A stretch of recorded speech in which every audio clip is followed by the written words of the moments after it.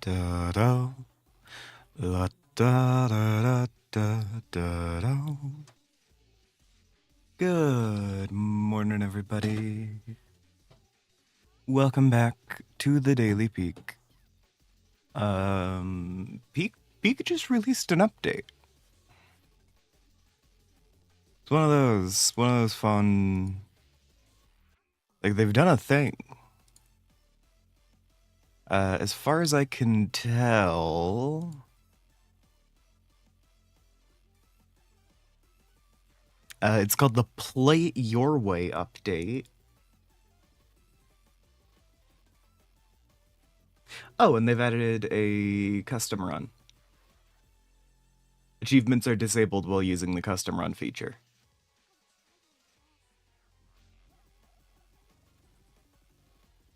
As well as mini runs.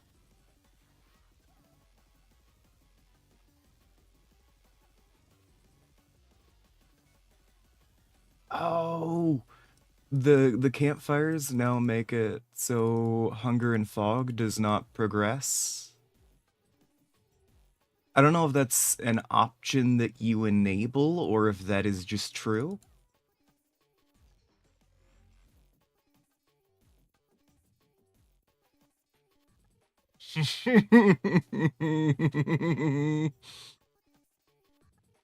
They've introduced this zombie phobia mode.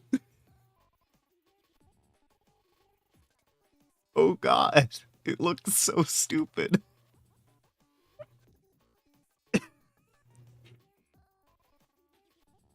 Okay.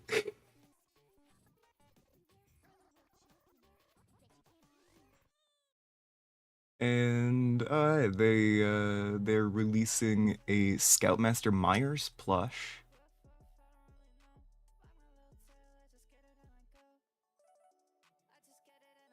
That's fun. Oh, bug fixes and balance. Achievements that need to be done in a single run will now maintain their progress if a player disconnects and reconnects. That's good.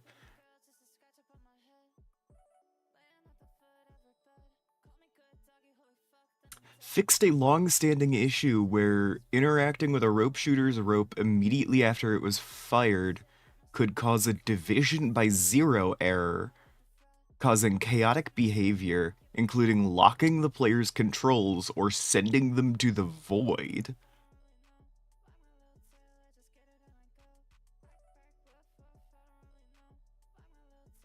Okay. Oh, they fixed the endgame scout report working if you disconnect and reconnect. That's cool.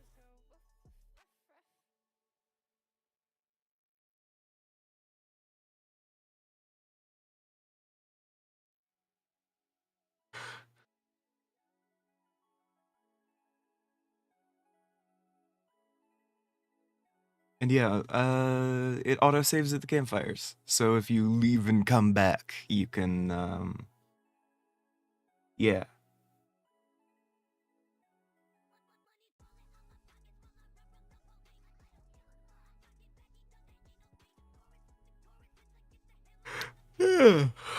Lovely. A lot of solid updates. Why do I have a smart scan running? Why is my computer running a smart scan right now?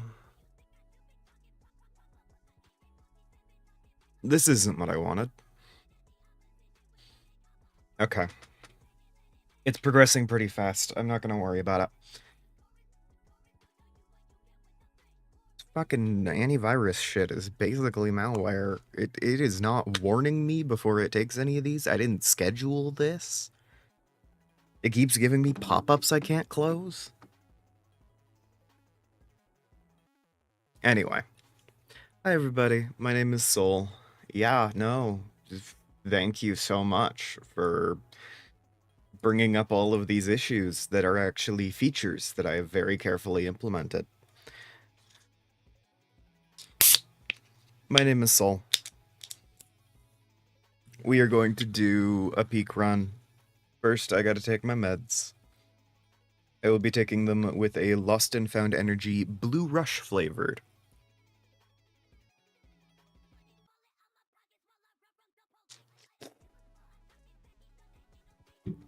Blech. And without further ado, let's see what's up with this new update.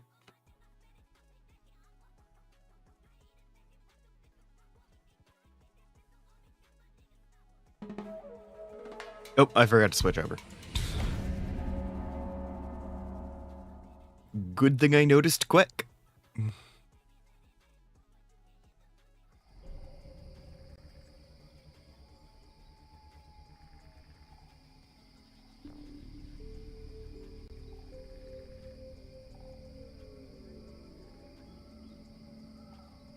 It's alright, looking over some stuff real quick. Oh yeah, new plushie, new Yutus. That's just in there. The Play It Your Way update is live. And let me throw this link around. Buttrix is letting me know that it has successfully joined the channel. So that's good.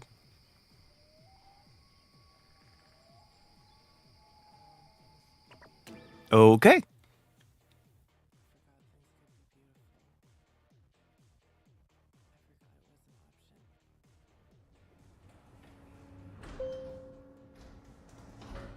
So I didn't look at the features of the custom run option too closely. I'm going to explore them in here, but ultimately just go back to the Ascent 7 run, probably.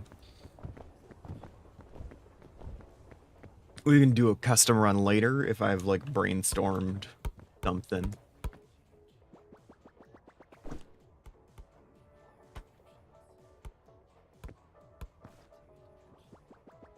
Wait. I tried to hit control to sprint. So down to Tenderfoot, up to Peak, all the way up to Ascent 7, or there is the custom run button.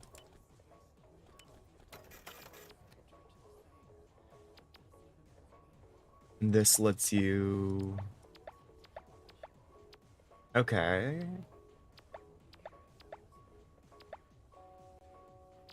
Lovely. Fog rises, hunger rate, fall damage, other damage. Yeah.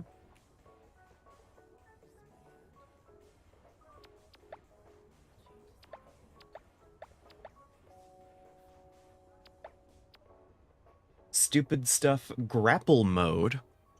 Start with an infinite reuse rescue claw, but you suck at climbing. Okay.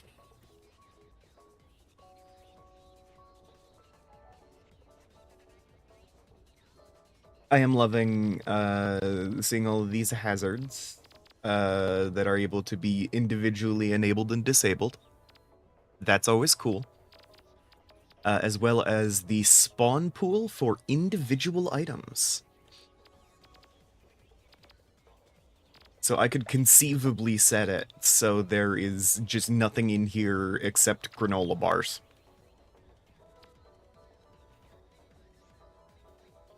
And I'm sure there'd be, like, a reason to do that.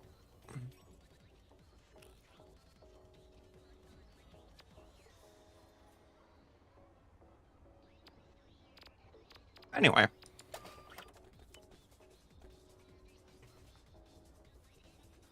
Looks pretty cool.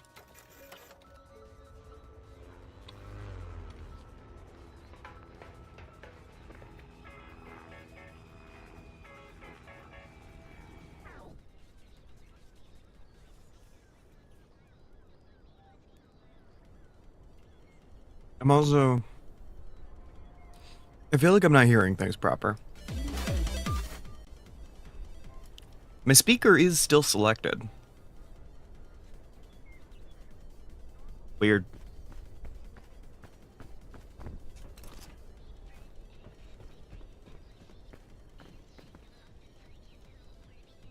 Just turn it up a couple notches, I guess.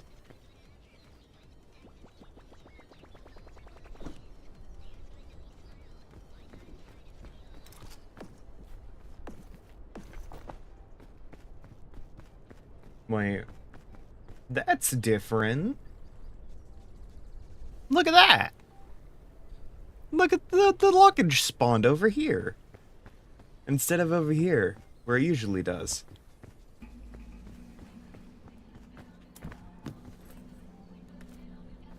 That's really cool. Alright. And I've got the campfire effect, I'm guessing because of this. And that's actually a really good change, because it will let you fuck around right at the start. A lot more. Which, solid idea when you're, like, playing with friends.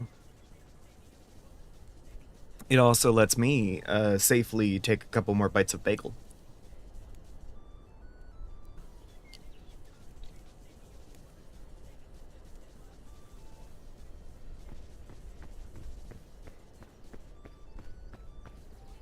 I had a little bit of hunger to start. Okay, seems like you don't start off in the campfire's AoE.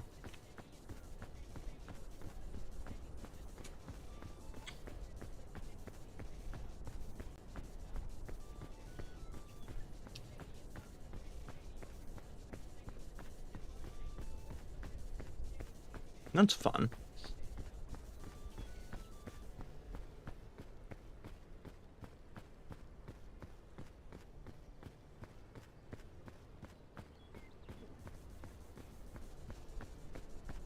I've donked my mic. Sorry.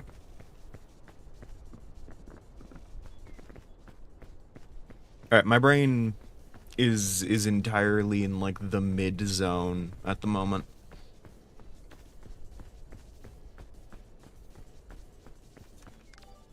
My vitamins. I forgot about my vitamins. God damn. I mean, like, I'm in standby mode, almost, or like power save mode. Yeah, I'm in a biological equivalent of power save mode.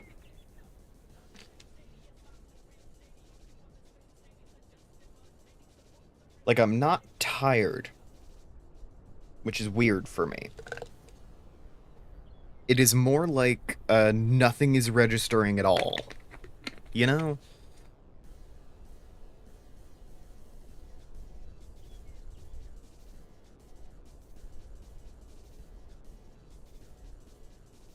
Like, I'm not tired, but I'm not particularly energetic, nor awake.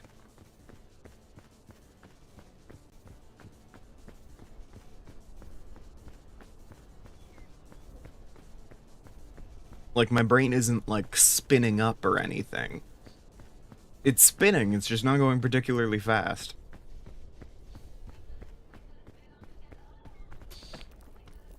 And I'm having issues thinking of things to talk about, which is why I'm doing an extended talk on, my brain being a little weird.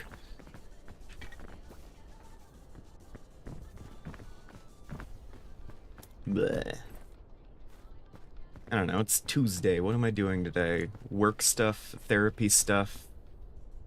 Not really anything I should be going over live on air?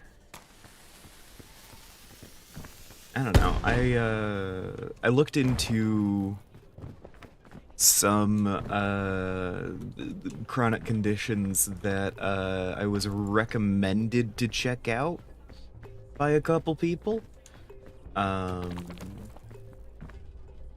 Because I am falling apart and I'm trying to figure out why I'm hanging out with such severe fatigue all the time and why my joints are all noisy now and because it seems like it's happening way too early.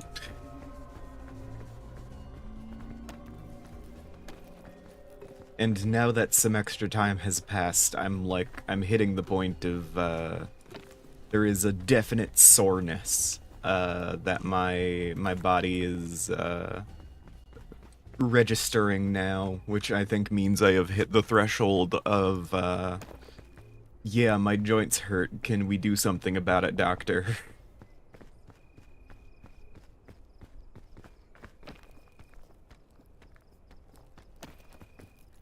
Just because I'm hitting like a passive, like all the time soreness level. Heyo, how you doing, Ross?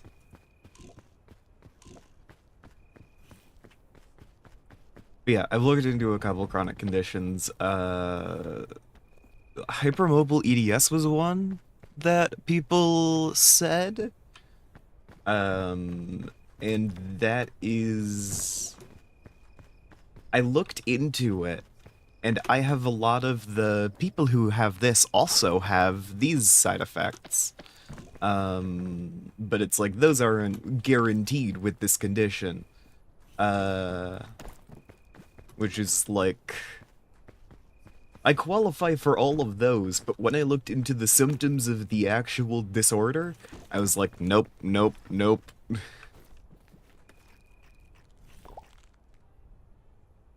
It's like, I could believe I had this if I was hypermobile, but I'm not.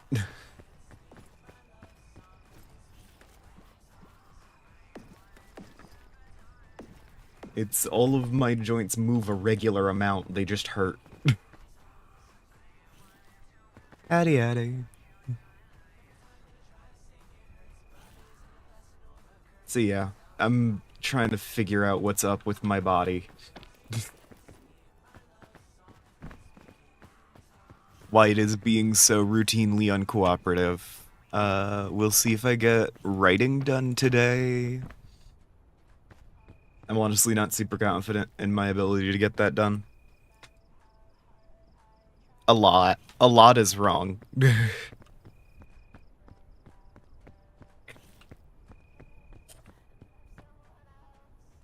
I have,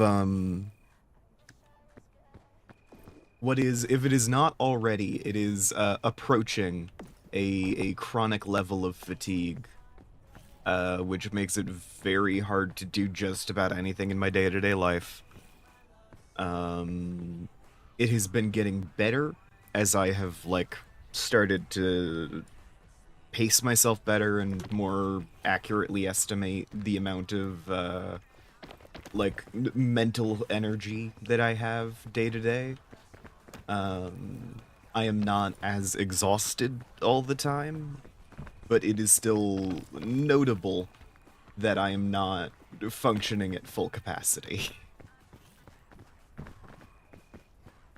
In addition, my physical stamina is also next to nothing, but that could also be...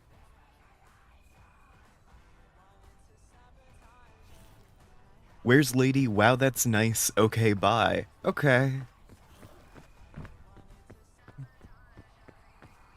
You good? I don't know. But yeah. Issues with physical stamina, issues with, a lot of shit.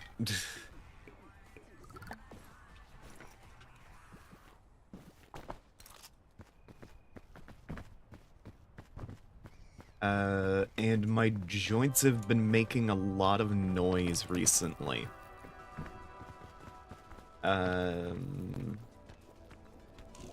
That's been going on for upwards of a month, but the soreness explicitly in my, like, right hand, which is I've probably just injured it, but there's a universal soreness, and I don't know what to do about that.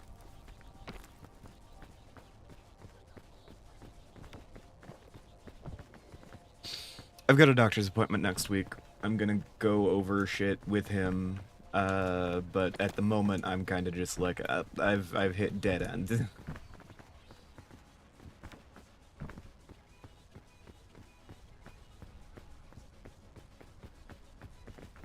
Where's Lady? No idea where Lady is. That's nice. It really isn't.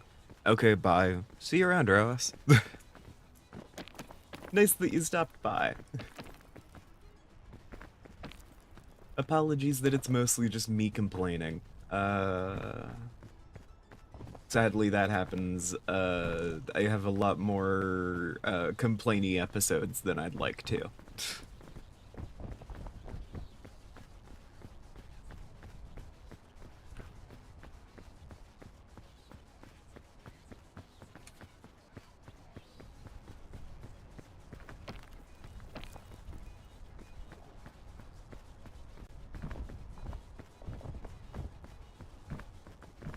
I can only be so interesting in my day-to-day.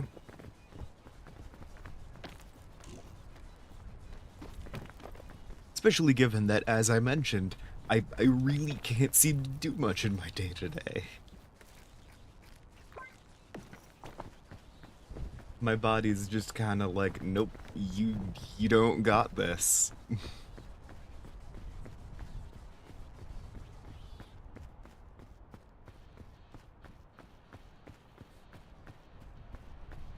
So, you know.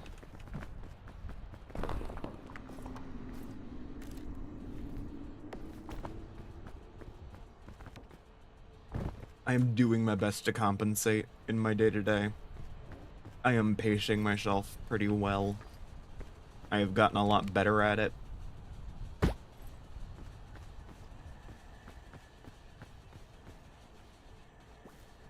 But yeah, in the end, still not doing great.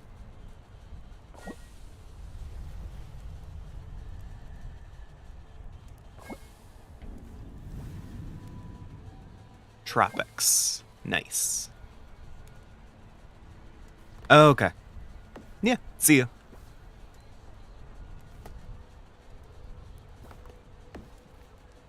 Have fun at school, I guess?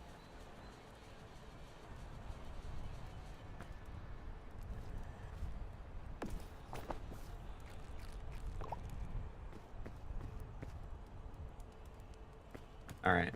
The update notes said that the fire shouldn't go out until a scout has left. I kind of want to test that.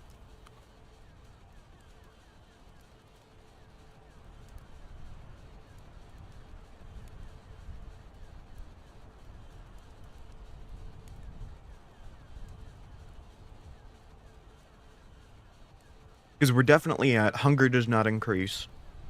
I'm not going to stand here long enough to know if the fog will not arrive.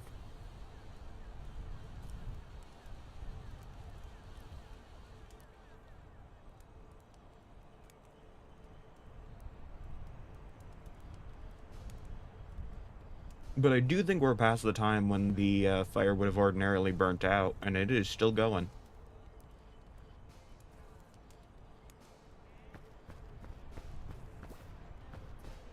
So, cool.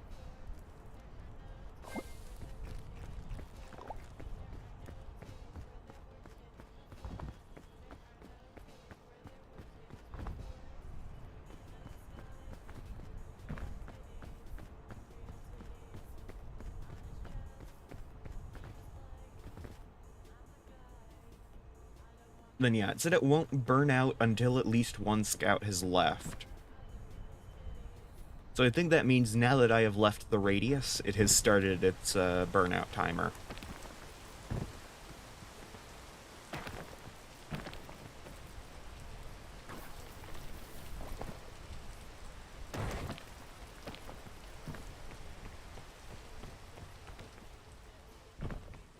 Which makes sense. I really appreciate that as a way of doing things there.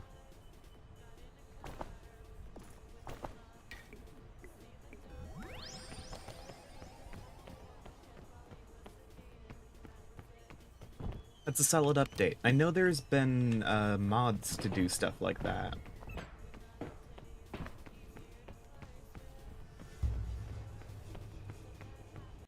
But they aren't the most stable, so... It's great to see that it's just a base game feature now.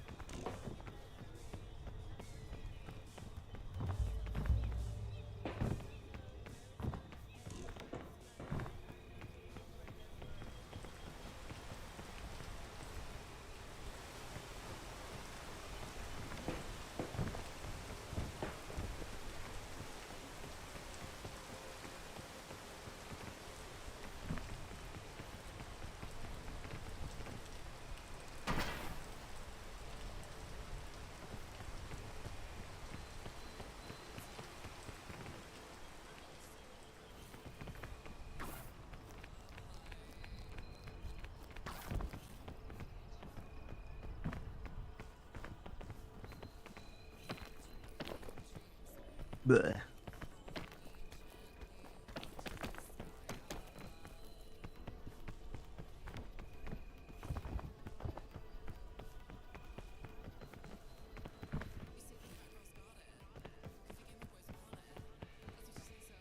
Up here is probably my best bet.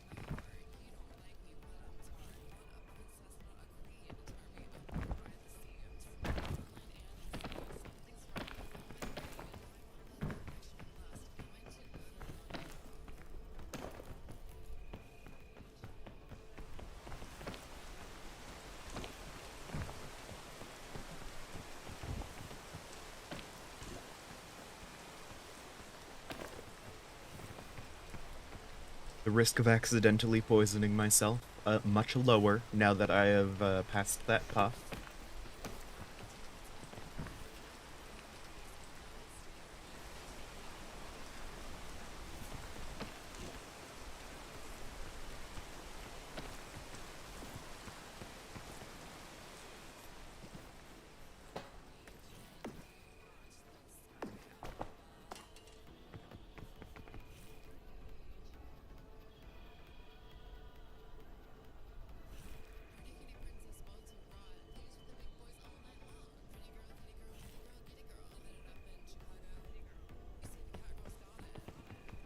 I am simply out here consuming bagel.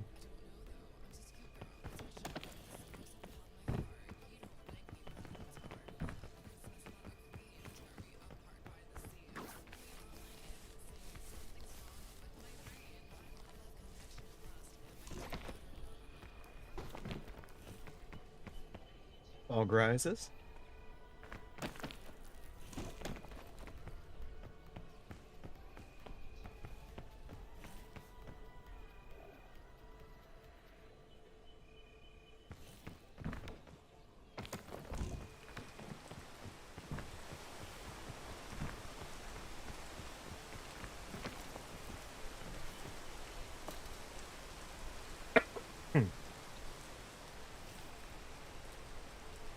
Bleh.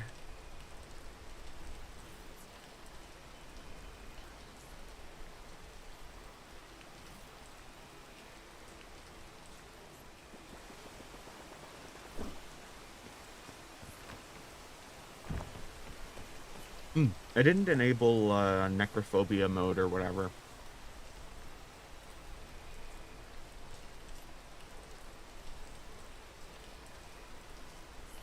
I should turn that on later.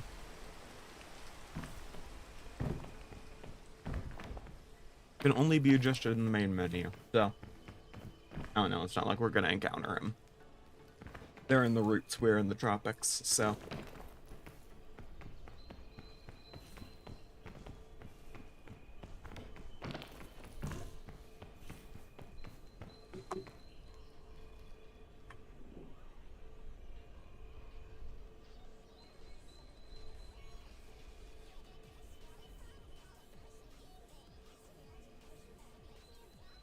I just now realized that I left some things plugged in that probably don't need to be.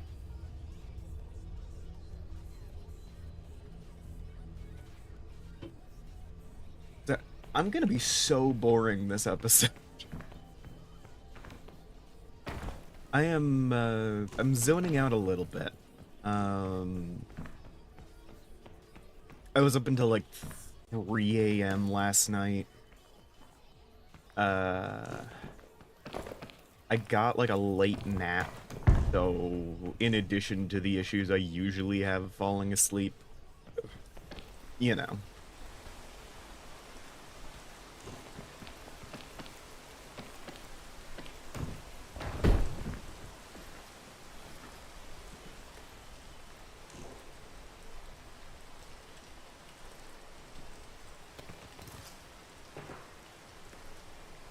So yeah, in addition to the issues I usually have falling asleep, I also had the problem of late nap, making it so I was already like a little rested.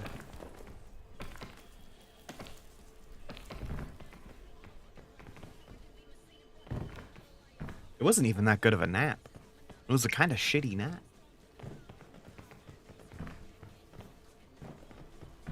I better not be stuck here. Okay.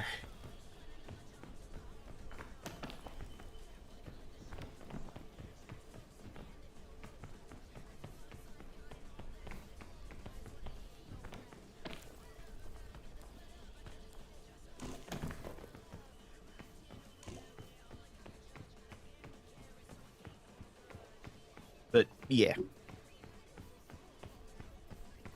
So, I was up until 3 a.m. I did eventually manage to get to sleep. Okay, I need to move where some of this is. I eventually got to sleep. And then there was a, like, flash storm. Just kind of at 5 a.m. And I didn't really get back to sleep after that.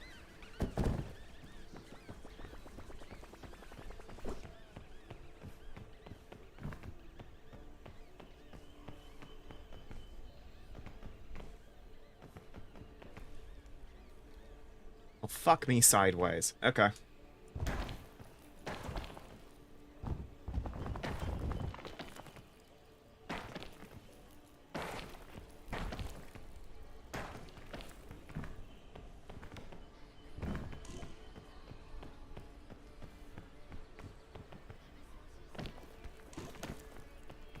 I do all of that to get some honeycombs, and I accidentally throw it off a cliff. I really thought that was going to go more straight down.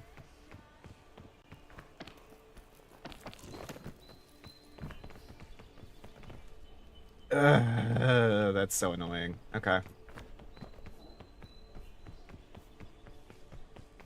Welp.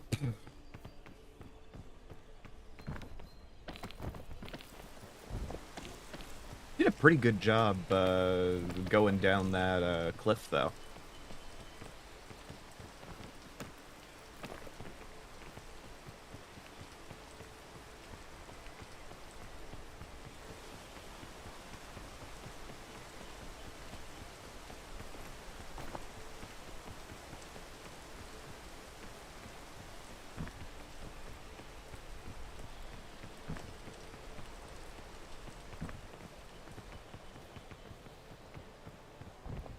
Okay, I'm really not finding a good amount of food. It may be worth just bonesing now. I'll wait on it. I'll wait on it. I've got a big lollipop I can use in the meantime. That'll help a little. And it's also got the infinite stamina effect, so...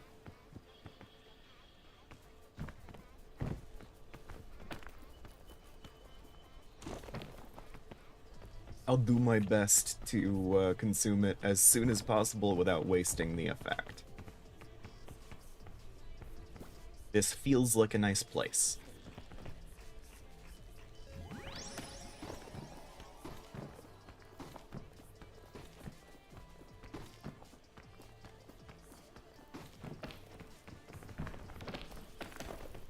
Lovely. And I think that's where I jumped off from. Just over there.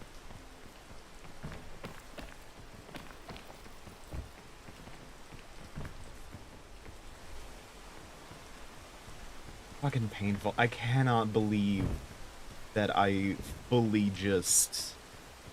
I just chucked a beehive off a cliff.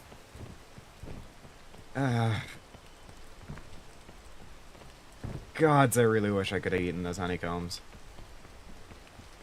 It's very much on me, but still.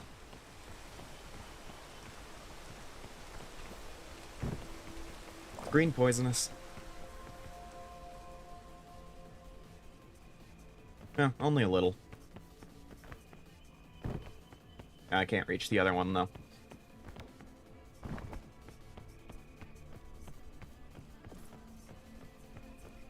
Solid food value, though. Like, that's some good nutrition.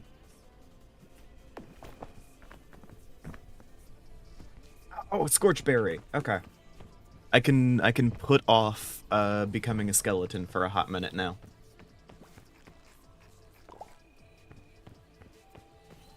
At least another night. Oh. Sick.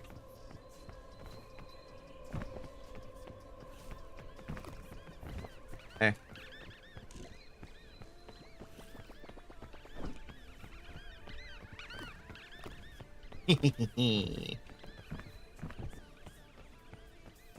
Home destroyed.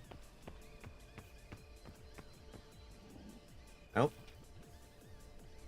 Oh, they're just sitting in midair now. Yep, okay. Absolutely fucked over some bees. Could never be happier. Damn lucky those were right next to each other.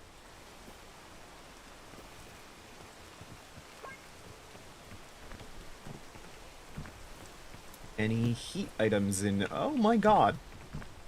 Alright, things are really looking up.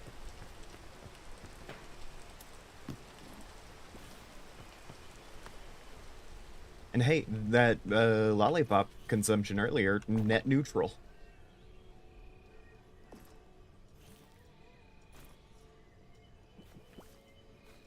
Let me satisfy my OCD here. Is there gonna be any place I will need this lollipop right away? It doesn't seem like it. So I think I can leave it and do some route hunting that will let me keep the lantern on me.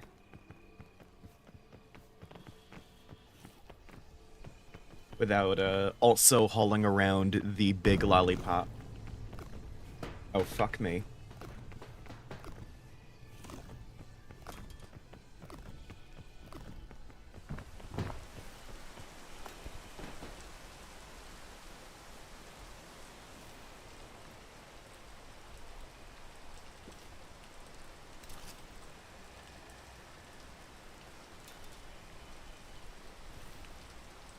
God damn it. It's really not ideal. Okay.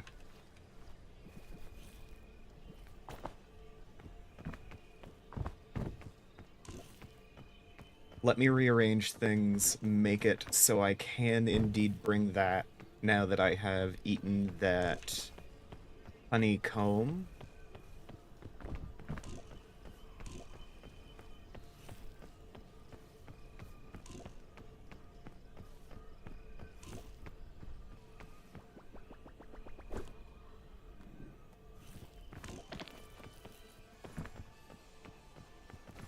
You can go on the ground for a minute.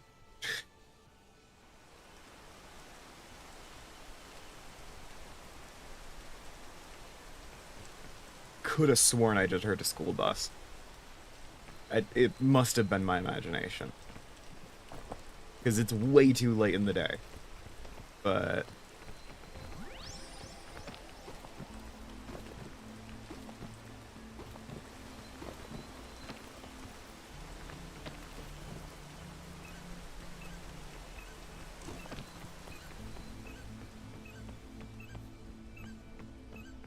it's probably just something else that has air brakes. But still, ugh, weird.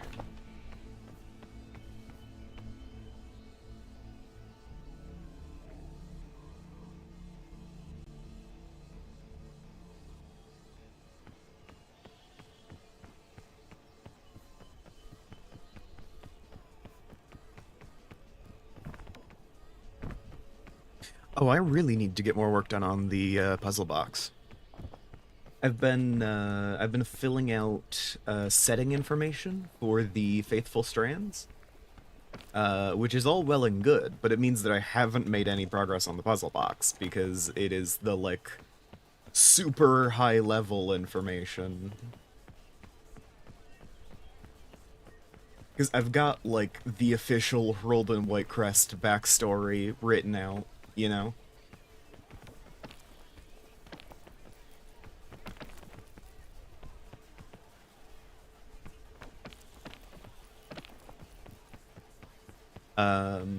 But yeah, aside from that, it's a lot of like, oh, I've created a lot of this cool stuff, and it is not. It's not actually progressing me towards like a finished state at all, because it's all the meta plot stuff. The meta plot stuff, great. It's fun. It's a fun thing. It's the Dungeon Masters. It's Herald and Whitecrest. It's all of that. I love doing the meta plot stuff. It allows me to do an extra level of the character introduction and you know, stuff that carries over with the players instead of just their characters. It is an interesting extra take on how a lot of people do tabletop stuff, typically.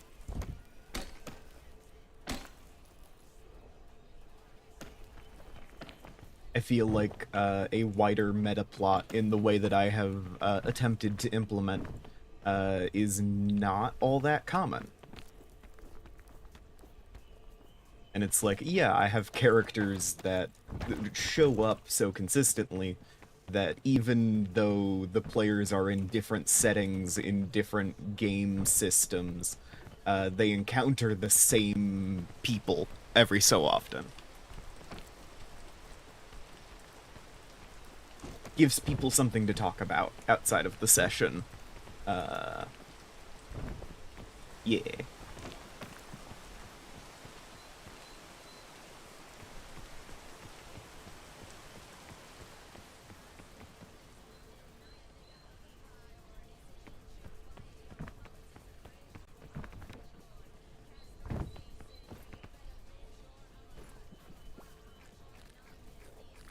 Or an extra something to talk about? They already have plenty to talk about. I'm a very good DM.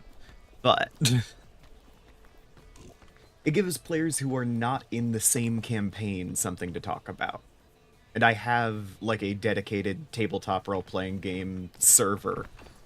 The Sunset Tabletop. So it is good that they have these things to talk about.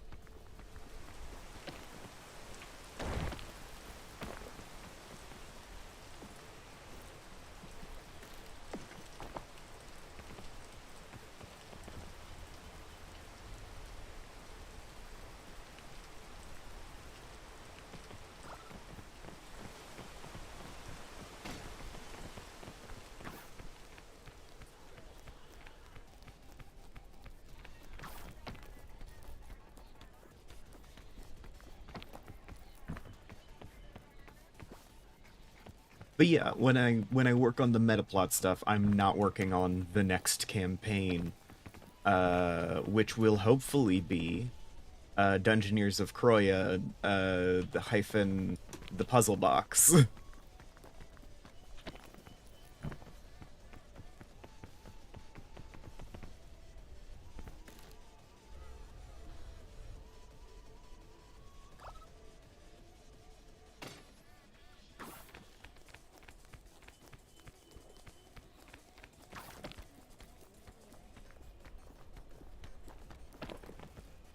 Which, fucking, the puzzle box does actually tie into the meta plot, fun fact. Because the boss of that dungeon are not what they seem. So there is an extra, like, level of thing there. Wherein, hopefully I have players who have encountered a lot of the meta plot stuff before, who interact with this boss monster and kind of have the realization of, like, oh no, this is a character who shows up again later. This is a character who has a history after this point. and they get to be involved in a little bit of that character development as time goes on.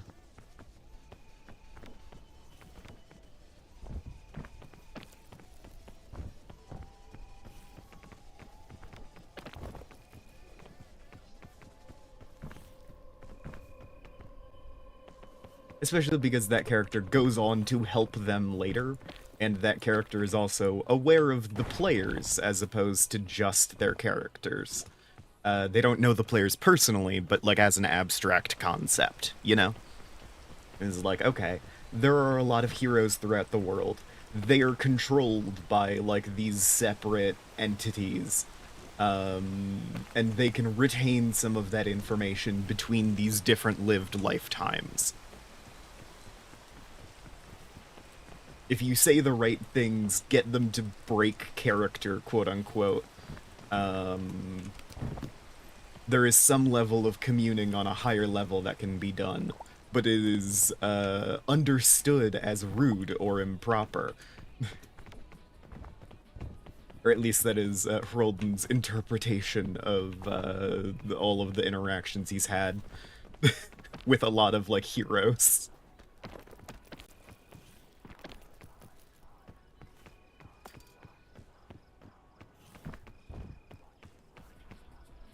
But yeah.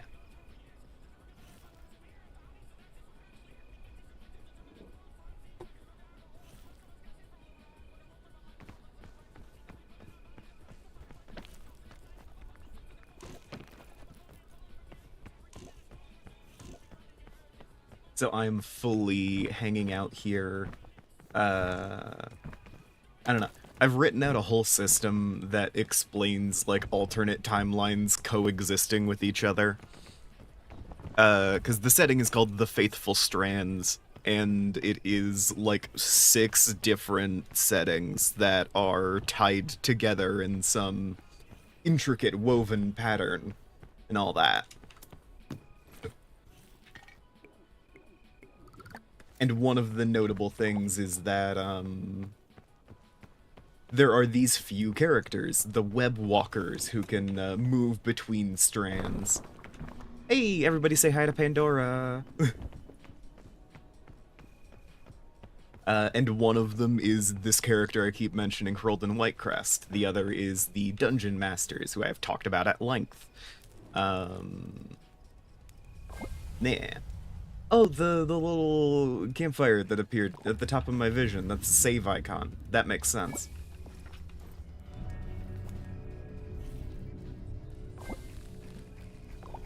Alright, and the fire's gonna keep going for a hot minute, so I can just wait for day.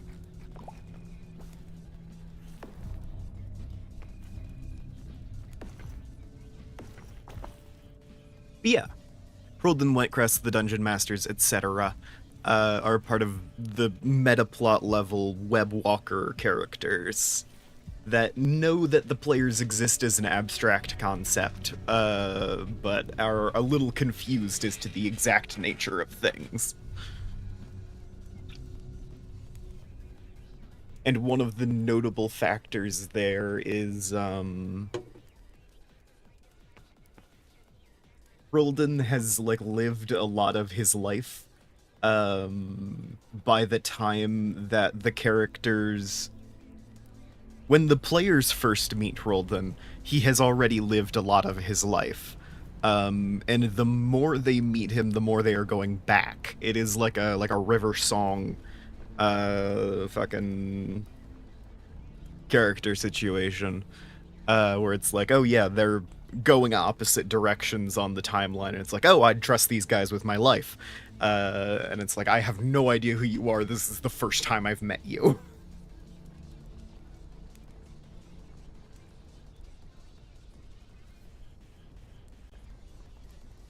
But one of the notable aspects of this is Hroldan knows that a group of players will later, like, turn up to help him fairly early on in his history.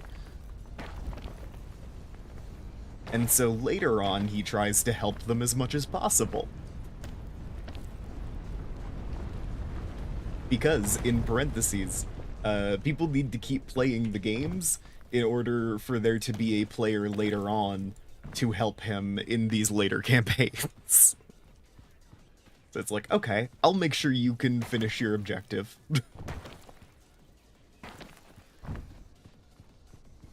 Because I know you're gonna pay me back, at a different point in time.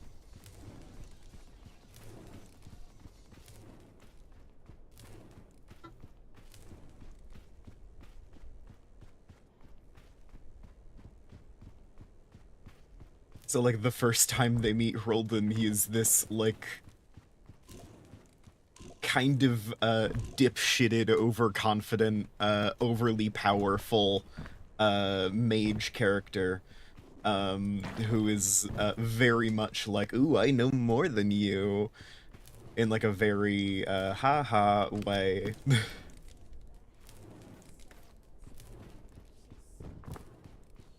Hey, guys.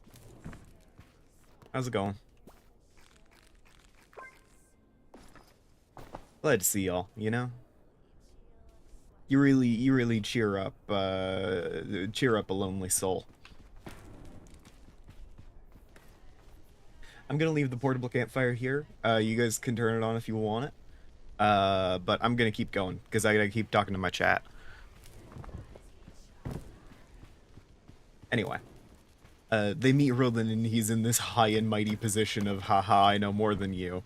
And using, like, obscure technologies, that the characters, that the players don't know anything about. But as they keep playing in more of my campaigns, they keep finding this character at earlier points in their history, and learning, hey, one of the big reasons they were so helpful before, when we met their future self, is because, like, this is the bit where we help them design this piece of technology that they later use to help us. And this is the bit where, we save their life, which they will later repay by saving our asses a while ago.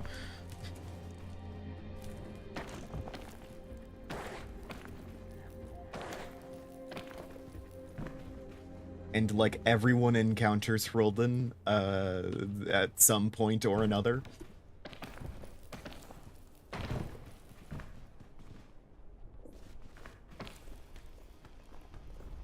So there's very much, like, a kinship that develops there. Even in the timelines where he's kind of a prick.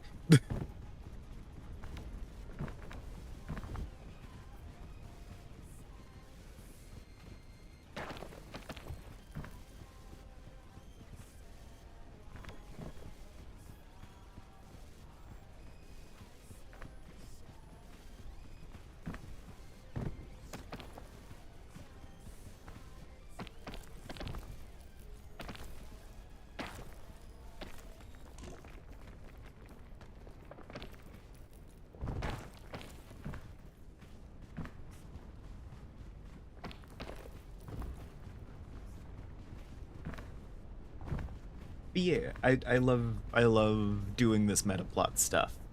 That being said, I have spent a lot of time on it, and I have not spent nearly enough time getting the plot for the next campaign worked out.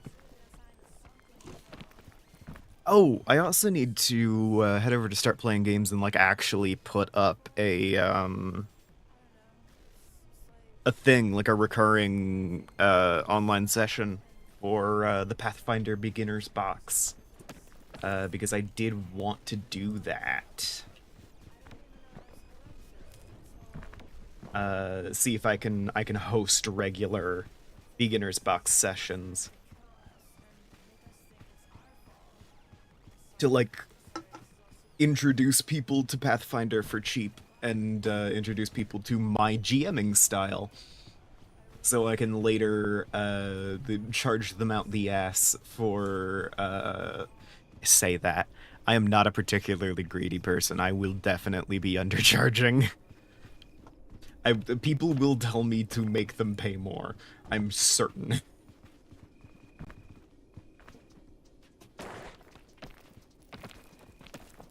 Anyway, so I can charge people at the ass later to run all of the, like, exclusive stuff that I've worked very hard on. Especially given, I can rewrite some, like, Strength of Thousands stuff and, like, get more custom assets made.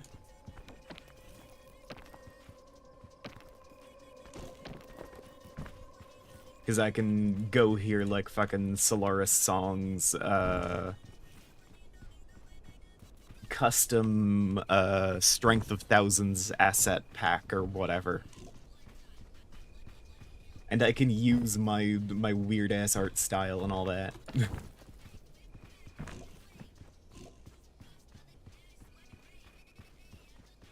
I need to actually buy those books. They're very good.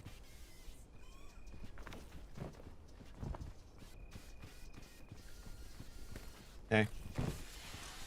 Have fun.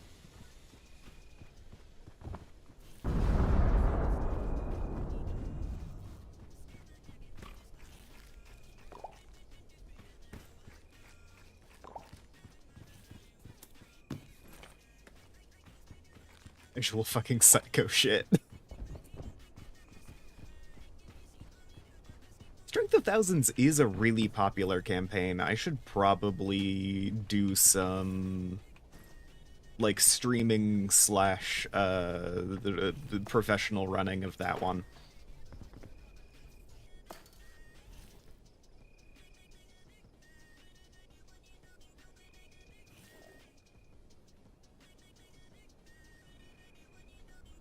I can rewrite most of the notes to be in my own little bubble of things.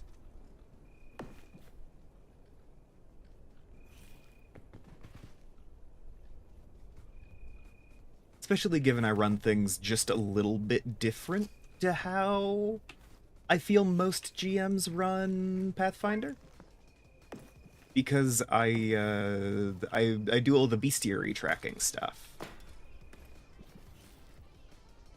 Which it gives a good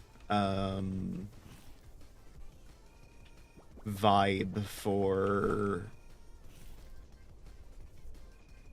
You know what? I probably could make a decent amount just selling like a fucking map and custom asset pack. I'm gonna make that stuff anyway. Fuck it, that might be my day. That might be the rest of my day, I'm gonna be honest.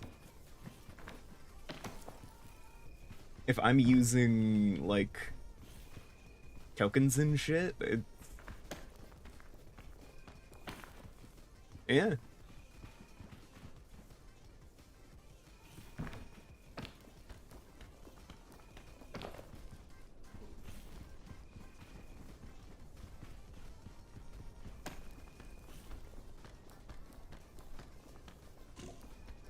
Fuck it. I might start up a new game.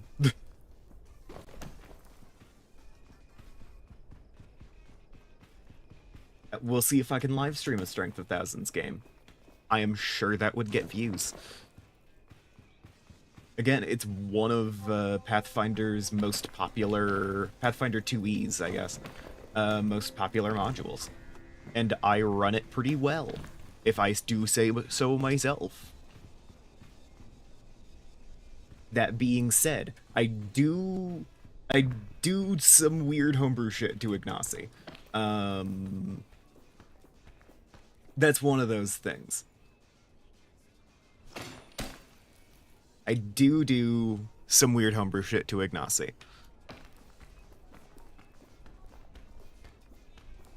Because Ignacy is like a proper character in the thing, but also I personally do some extra stuff with him. Because I have also decided that he is a good candidate for the Whitecrest family.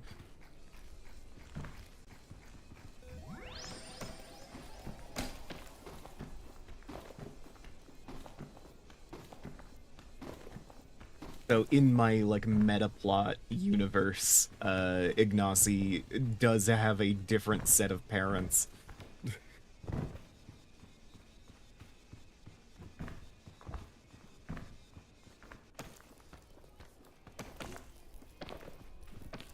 Like, the only reason I don't make a separate character for him is because I didn't want to find a new piece of art. And that's literally it.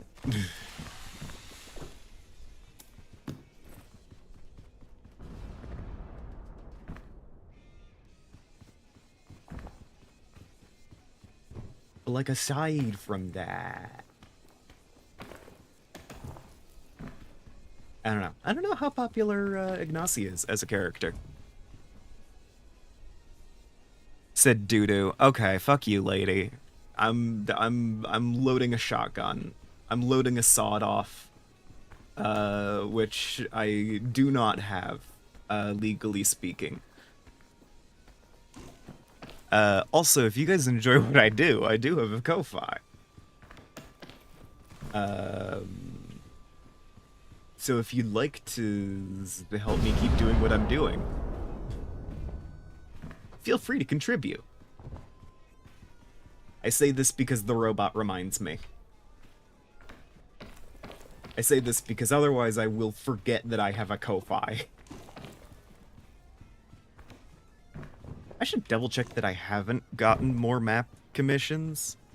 I separated it. I separated it with several words.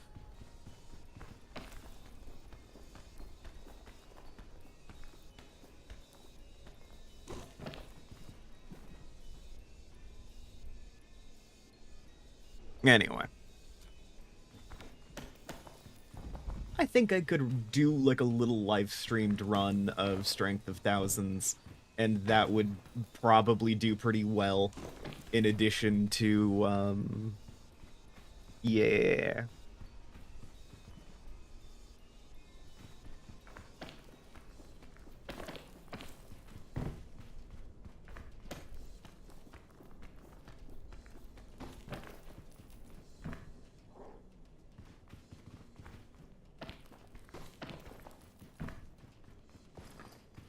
I don't know. We'll see. We'll see what I do. We'll see what I end up doing.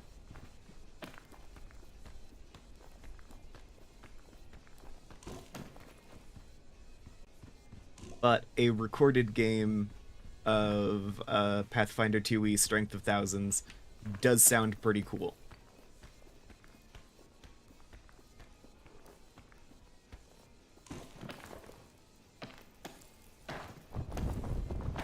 Ah, shit.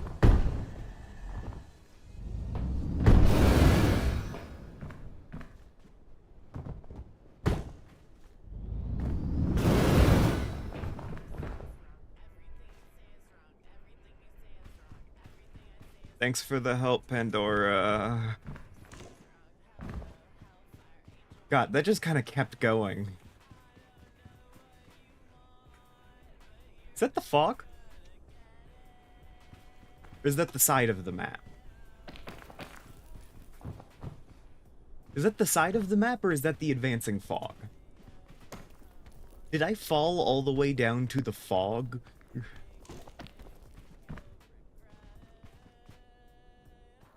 Oh, I totally did, didn't I? I totally did, didn't I? Oh my god. Okay.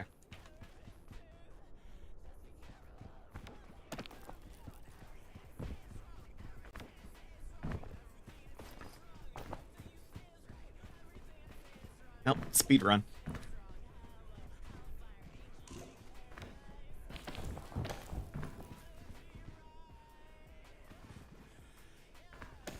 I just need to get several people together who are willing to do a live streamed game of Pathfinder 2e Strength of Thousands.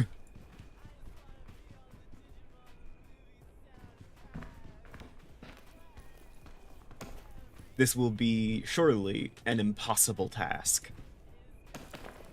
It's not like I know a lot of streamers and a lot of tabletop fans. And those two groups would never overlap. That's just not how it works.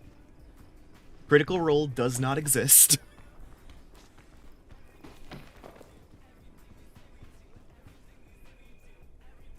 Yeah. My fucking hands.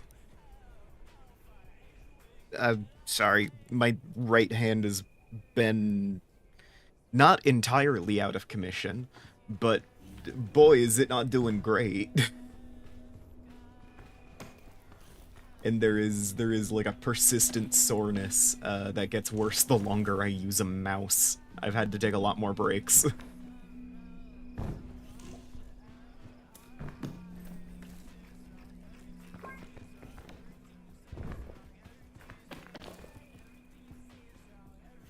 Oh god, I haven't been doing nearly as many of those whitelist applications as I should be.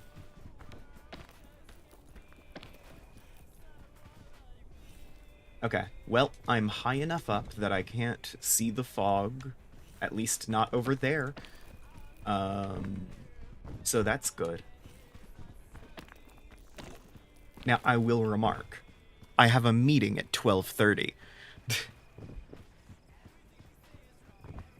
There might need to be a extended interruption in this run.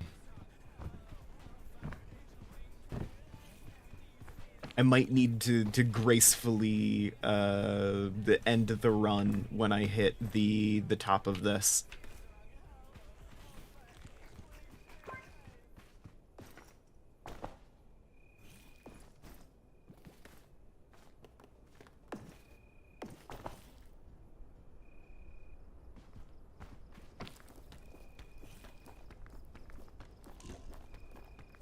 Even though, so long as I don't make any stupid mistakes, I could definitely carry this to the peak.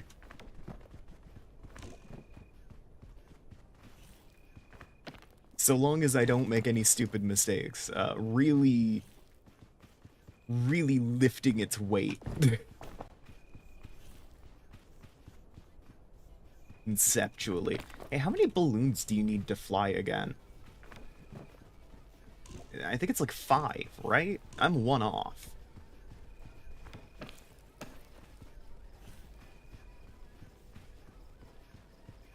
Because I've already hit the, like, high jump threshold, if I want to. Like, it's just apply all of my current balloons, and I can skip a ways. Granted, it does mean I am suddenly dealing with a lot more weight management concerns, but whatever.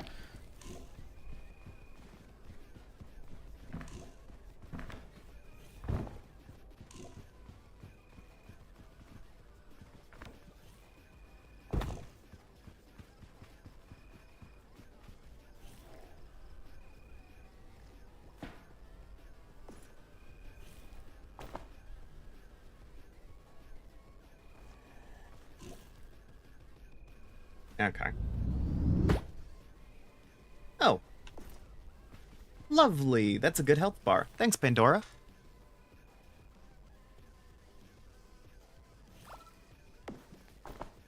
I appreciate the gentle send-off.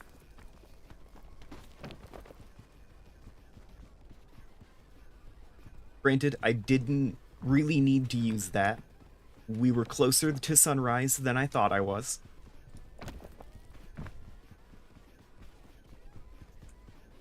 But Pandora was still very niceies to me. And I appreciate this. Cat girl's got it. Cat girl's got it. If you say so. Don't know though.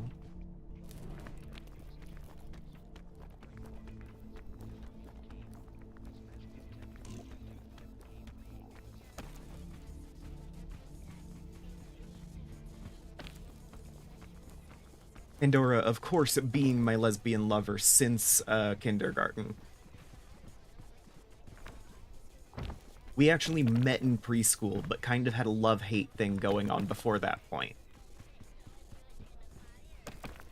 But then we played a game of house, and we both decided to be the dogs, and it turned into a kind of warrior cat thing. And that was in kindergarten.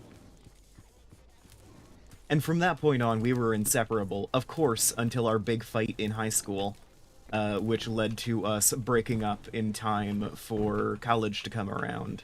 uh, and our very recent reunion in the form of Peak.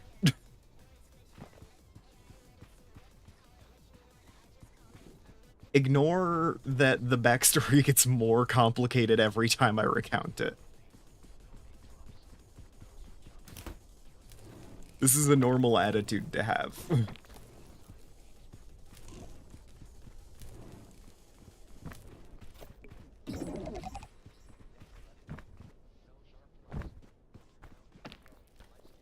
I have a normal relationship with the Greek mythological figure Pandora.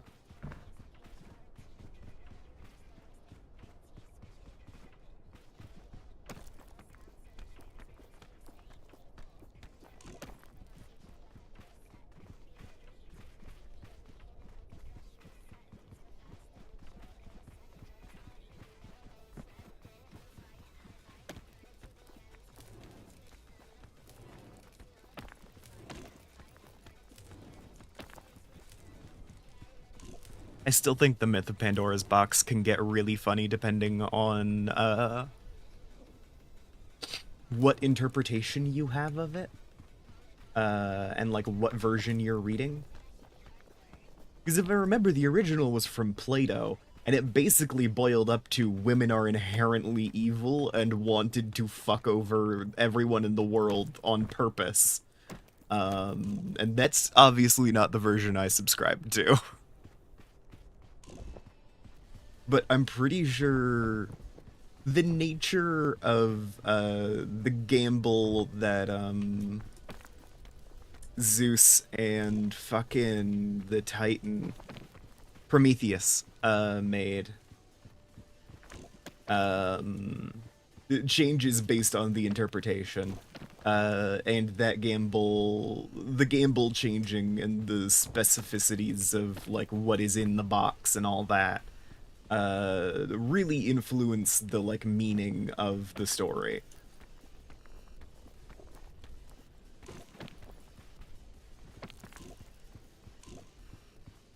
But notably, if I remember, I think it was Plato's version. It may have been a different ancient Greek philosopher. I hate to say, I am not overly familiar with them.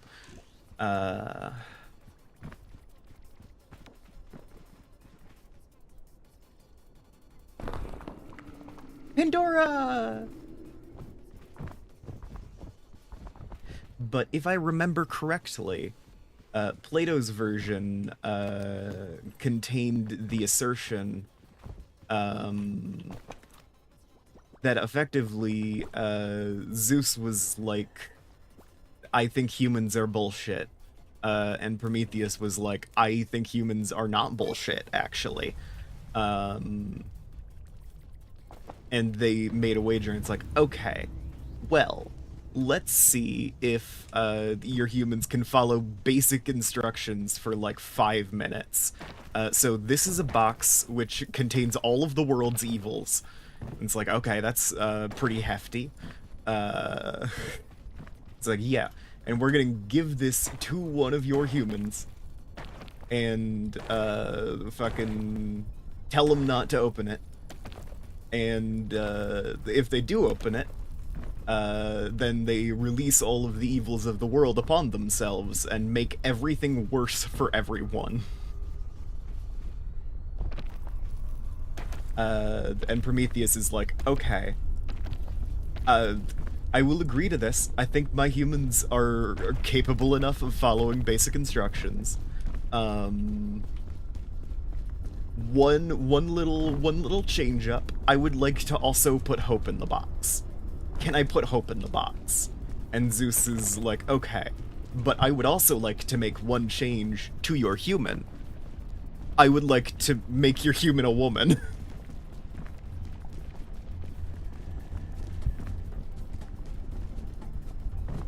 And Plato's assertion is that, of course, tits are where the evil is stored on the human body. And as such, all women are inherently evil, and she conspired with Zeus to make everything worse for everyone for all time. Because, evil uterine influences? Unclear.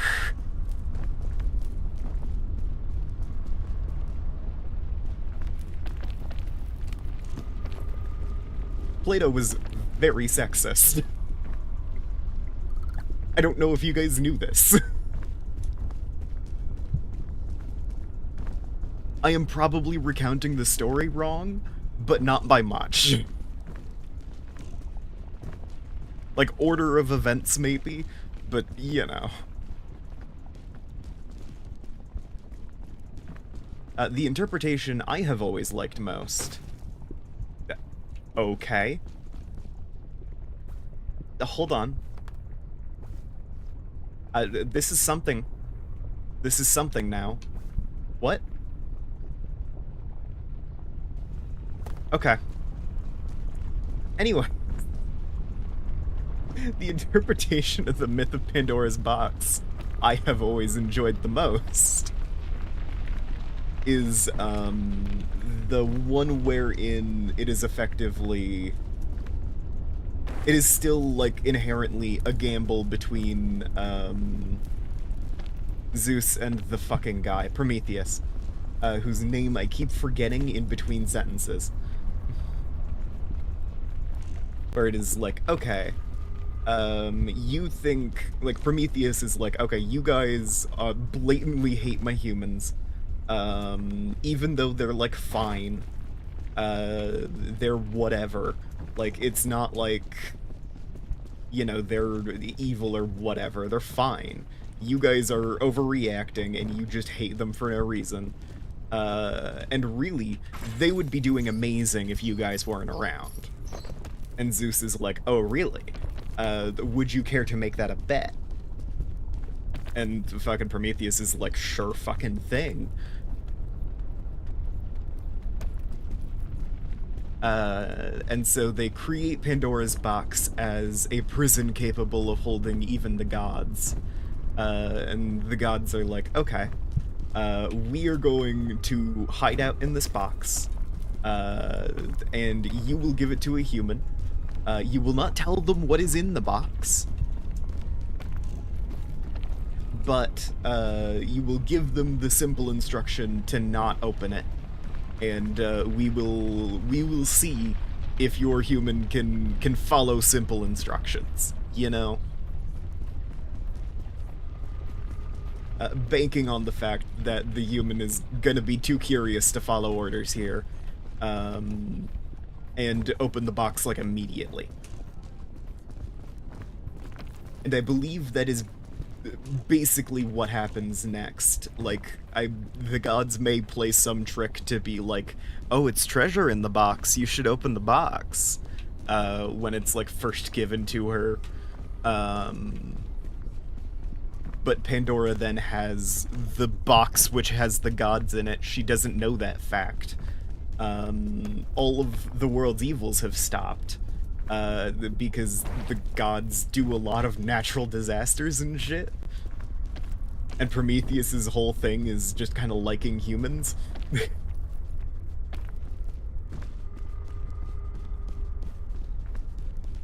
And it's like, Prometheus is in the box with the gods as part of this, as just like, okay, we're not gonna let you just run rampant, though. We're in this together. We're doing this bet. It's like, okay, godless world. It's actually going a lot better for the humans.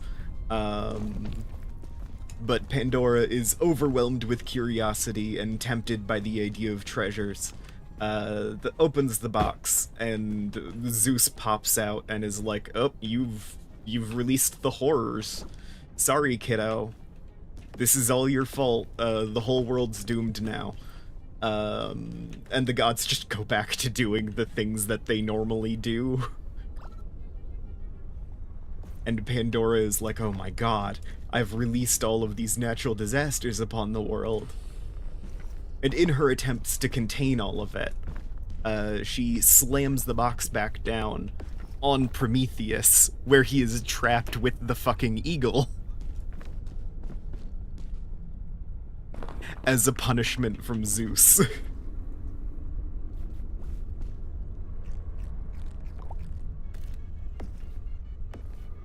And so Prometheus is the, like, one piece of hope still left in Pandora's box. Unfortunately sealed away and unable to aid mankind.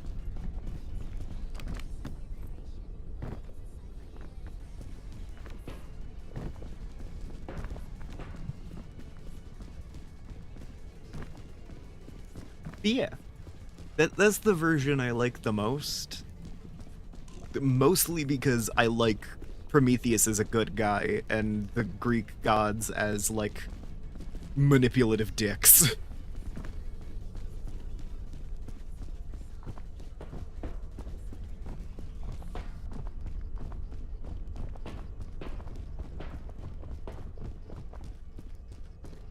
Okay. So,